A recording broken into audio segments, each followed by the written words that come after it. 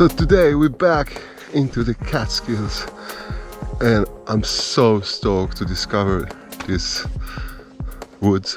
They call it bike park. Yeah, I'm down with that. Tannersville Bike Park. How can I bypass on this? This is so sick. I just came in for a quick lap since we're camping not far from here, so I'm definitely gonna come back tomorrow and get lots of sessioning on every table, on every berm. This place is a dream. Awesome flow, awesome build. It's like bike park build. Tannersville Bike Park, if you're in the area, definitely don't miss out on it. Let's shred.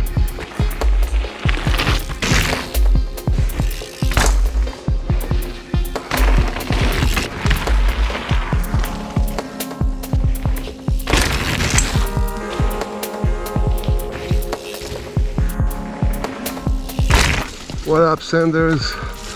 Welcome back to the channel. And if you're new to the channel, please consider to subscribe. And don't forget to hit the notification so you won't miss the action. Today we are in Tannersville Bike Park. It's not really a bike park. It's open to the public, but it's built from donations, and it's built by the people who built Killington Bike Park. Let's check it out. Here we go.